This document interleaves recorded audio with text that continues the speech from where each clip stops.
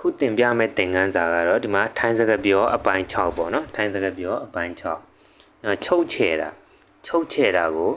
ဘန်ခပ်ဘောအာငေါ်ဘန်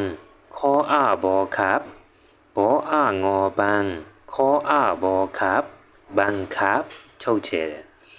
ဒီမှာအတင်းအကျပ်လုပ်ခိုင်းတယ်ဆိုရင်ဘန်ခပ်ဟိုက်ထမ်บังคับให้ทำบออ่างอบังคออ่าบอครับฮออายหายไม่ถูกให้ทออามทำบังคับให้ทำအတင်းကျပ်လုပ်ခိုင်းတယ်ဒီမှာဖိအားပေးတယ်ဆိုရင်กดดันกดดอกดดออ่านอดัน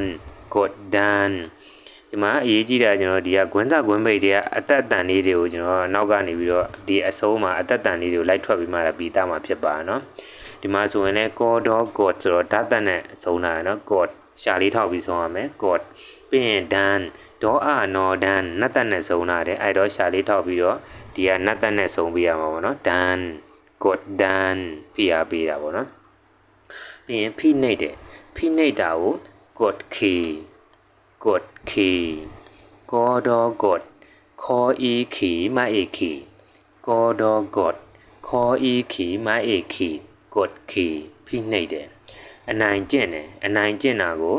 ရောအာငေါ်ရန်ကောအေကဲစာတိုင်းဆိုရင်တော့ရန်ကဲပေါ့နော်ဒါပေမဲ့တကယ်ဒီစကားပြောမှကြတော့ရတန်နေရာမှာလာတန်စားထူတယ်ဆိုတော့လန်ကဲ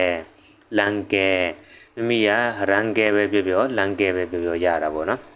ရောအာငေါ်ရန်ကိုအေကဲရန်ကဲဒါမှမဟုတ်ရင်လန်ကဲအနိုင်ကျင့်တယ်အကျော်တင်းတာကိုကွန်တင်းကောနော်ကွန်တောအီနော်တင်းကောနော်ကွန်တောအီနော်တင်းကွန်တင်း